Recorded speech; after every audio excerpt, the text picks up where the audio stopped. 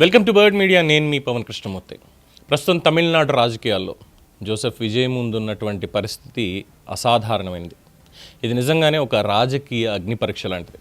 ఎన్నికల్లో single largest పార్టీగా నిలిచిన పూర్తి మెజారిటీ లేకపోవడం వల్ల ఇప్పుడు ఆయన భుజాల మీద పడిన బాధ్యత చాలా ఎక్కువ ఉంది. ఇప్పుడు ఆయన ముందున్న ద క్రూషియల్ టాస్క్ ఏంటి? కేవలం ప్రభుత్వం ఏర్పాటు చేయడం మాత్రమే కాదు, దాన్ని నిలబెట్టడం, నడపడం, ప్రజల్లో నమ్మకం పెంచడం కూడా.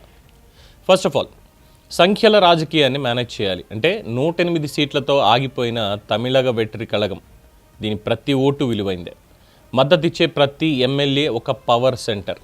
అంటే ఇన్ జనరల్గా అనుకున్నది డిఎంకే ఓట్లు చీలుస్తాడా లేదంటే ఏడిఎంకే ఓట్లు చీలుస్తాడా, కింగ్ మేకర్గా నిలుస్తాడు అని ముందు నుంచి అనుకున్నాం. కానీ ఇప్పుడు కింగ్ మేకర్ కాదు, తన కింగ్లో నిల్చున్నాడు. కానీ ఆ కింగ్ సింహాసనం అధిష్ఠించాలి అంటే ఇప్పుడు మద్దతు కావాలి.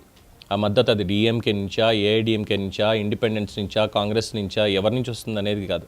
కానీ వచ్చేటువంటి వాళ్ళు, విజయ్ నువ్వు సీఎం కావాలి అంటే మద్దతు మేము ఇవ్వాలి, డిమాండ్స్ ఉంటాయి. అప్పుడే ప్రతి ఎమ్మెల్యే ఎవరైతే మద్దతు ఇస్తున్నారో, ఏ పార్టీ ఇస్తుందో వాళ్ళు డెఫినెట్గా power sharing and power centre లాంటివి కూడా ఉంటాయి. మరి ఇలాంటి పరిస్థితుల్లో అక్కడ స్థిరత్వాన్ని కాపాడుకోవడం చాలా కష్టం. ఒక చిన్నపాటి పొరపాటు కూడా ప్రభుత్వాన్ని కుదేలు చేసేటువంటి ప్రమాదం ఉంది. ఎందుకంటే మైనారిటీ గవర్నమెంట్ అవుతుంది. కాబట్టి విజయ్ మొదటి టాస్క్ తన కూటమిని బలంగా నియంత్రణలో ఉంచడం. ఎంతవరకు ఉంచగలుగుతారు? అసలు ఎవరితో కలిసి వెళ్తారు? కాంగ్రెస్ పార్టీతోటి ఆల్రెడీ చర్చలు జరుగుతున్నాయని తెలుస్తోంది. ఏఐడిఎంకే వాళ్ళు ఆసక్తిగానే ఉన్నారు ముందు నుంచి కూడా విజయ్కి మద్దతు ఇవ్వడానికి.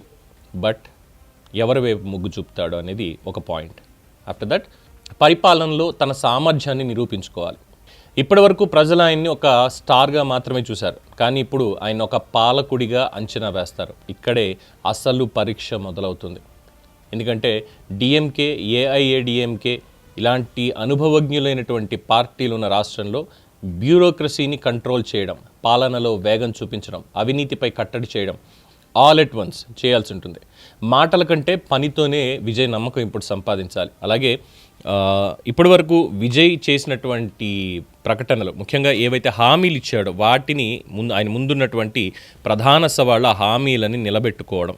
ఆ హామీలు నిలబెట్టుకునేటువంటి క్రమం అసలు ఏమి ఇచ్చారనేది ఒకసారి ముందుగా చూస్తే, విజయ్ ఇచ్చినటువంటివి: మహిళలకి నెలకి 2,500 రూపాయల ఆర్థిక సహాయం, వధువుకి పెళ్లి కానుకగా 8 గ్రాముల బంగారం పట్టు చీర, నిరుద్యోగ గ్రాడ్యుయేట్లకి నెలకి 4,000 రూపాయలు, వృద్ధులు దివ్యాంగులకి నెలకి 3,000 రూపాయలు పెన్షన్ కింద అనుకోవచ్చు, ఏడాదికి 6 వంట గ్యాస్ సిలిండర్లు, గృహాలకి 200 లోపు యూనిట్లు ఉచిత విద్యుత్, 5 లక్షల కొత్త ప్రభుత్వ ఉద్యోగాల కల్పన, ఉన్నత చదువుల కోసం 20 లక్షల వరకు రుణాలు, 5 లక్షల మందికి పెయిడ్ ఇంటర్న్షిప్ అవకాశాలు, స్కూల్ పిల్లల తల్లులకి ఏడాదికి 15,000, 5 ఎకరాల్లోపు రైతులకి రుణ మాఫీ.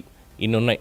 ఇందులో ఈ స్కూల్ పిల్లల తల్లులకి ఏడాదికి 15,000 రూపాయలు కావచ్చు, 5 లక్షల మందికి పెయిడ్ ఇంటర్న్షిప్. సరే, ఇంటర్న్షిప్ అనేది కూడా కామన్ అండ్ నడిచేది, అది ఓకే.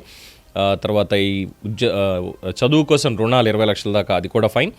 అలాగే 5 లక్షల ప్రభుత్వ ఉద్యోగాలు కొత్తగా, అది కూడా ఓకే. 200 యూనిట్ల లోపు ఉచిత విద్యుత్ గృహాలకి. సో దానికంటే మార్గదర్శకాలు అయితే డెఫినెట్గా ఉంటాయి. ప్రతి ఒక్కళ్ళకన్నా పాయింట్ కాదు, కానీ దానికి మార్గదర్శకాలు ఉంటాయి. అది ఒకటి. ఏడాదికి 6 వంట గ్యాస్ సిలిండర్లు ఉచితం. అంటే ఒక రకంగా చెప్పాలంటే ఒక సిలిండర్ 2 నెలలు వస్తుంది అనుకుందాం ఒక కుటుంబానికి. అలాంటి కుటుంబానికి ఆల్ ఓవర్ ఏడాదికి సరిపోతుంది.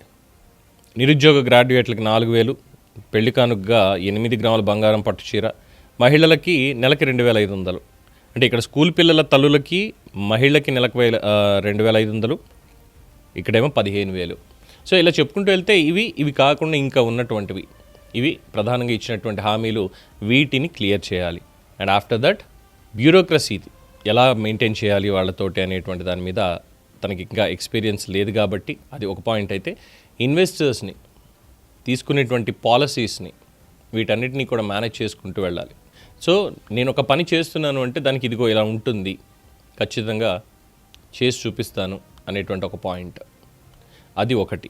అలాగే కలిసి వచ్చేవాళ్ళు ఎవరు, ఇది ఒకటి. ఆఫ్టర్ దట్ ఇక మూడో పాయింట్కి వచ్చేసరికి ప్రతిపక్షాల వేచి చూద్దాం అనేటువంటి వ్యూహాన్ని ఛేదించాలి. అంటే ఇప్పటికిప్పుడే డిఎంకే కానీ అన్నా డిఎంకే కానీ ప్రభుత్వాన్ని కూల్చే ప్రయత్నం చేయకపోవచ్చు, కానీ ప్రతి చిన్న తప్పుని కూడా పెద్దదిగా చూపిస్తూ ప్రజల్లో అనుమానం పెంచే ప్రయత్నం కూడా చేస్తాయి. విజయ్కి ఇక్కడ అవసరం తప్పులకి స్కోప్ ఇవ్వకుండా గవర్నెన్స్ని కట్టుదిట్టంగా నడపడం. 4వది, జమిలీ ఎన్నికల ముప్పుని ముందే అంచనా వేసి స్ట్రాటజీని సిద్ధం చేసుకోవాలి. ఎందుకంటే 2029లో లోక్సభతో పాటు అసెంబ్లీ ఎన్నికలు కూడా ముందుకి వస్తే, దానికి సంబంధించి చట్టాన్ని ప్రభుత్వం తీసుకొస్తే తన ప్రభుత్వానికి టైం తక్కువ అవుతుంది. అంటే కేవలం ఒక 2.5 ఏళ్ళు మాత్రమే. 2026లో ఉన్నాం, 29 అంటే ఇంకో 3 ఏళ్ళు.